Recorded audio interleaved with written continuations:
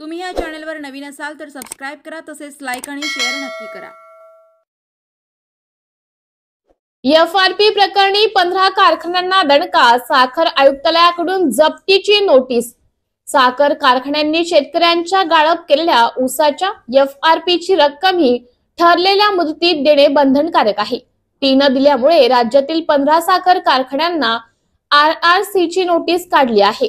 यात सोलापूर जिल्ह्यातील Matoshri Laxmi sugar Akkalkot, Gokul sugar limited Dhotri, Lokmangal agro India limited Bibi Darphal, Lokmangal sugar ethanol and co generation India limited, Bhimashankar sugar mills limited Pargaon, Jai Hind sugars private limited Achegaon, Shri Sant Damaji सहकारी साखर कारखाना Mangalvedha, Siddhanath sugar mill limited Uttar Solapur, Indreshwar sugar mill private limited, Dharashiv sugar limited Sangola या 10 साखर कारखान्यांचा समावेश आहे। तर अहिल्यानगर जिल्ह्यामधील स्वामी समर्थ sugar and agro India limited Nevasa आणि श्री गजानन महाराज शुगर संगमनेर, तसेच सातारा जिल्ह्यातील खंडाळा तालुका शेतकरी सहकारी साखर कारखाना आणि किसनवीर सातारा सहकारी साखर कारखाना यांचा समावेश आहे।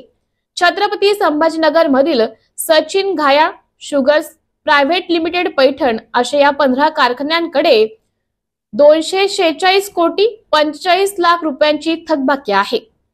आरआरसी नोटीस काढून थकबाकी वसुलीचे अधिकार जिल्हाधिकाऱ्यांना दिले जातात। ते कारखान्यांना जप्तीची नोटीस काढतात। नोटीस काढल्यानंतरही कारखान्यांनी थकबाकी न जमा केल्यास जिल्हाधिकारी कारखान्यांवर जप्तीची कारवाई करतात। कारखान्यांनी पैसे भरल्यानंतर आयुक्तालयात अर्ज करून आरसीसीची नोटीस रद्द करून घ्यावी लागते।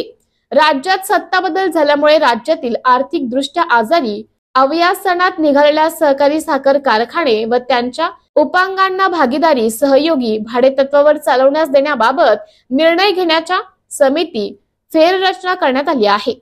समितीच्या अध्यक्षपदी सहकारी मंत्री राहणार असून सहकार राज्यमंत्री सहकार विभागाचे प्रधान सचिव हे समितीचे सदस्य म्हणून तर साखर आयुक्त हे सचिव म्हणून काम पाहणार आहेत।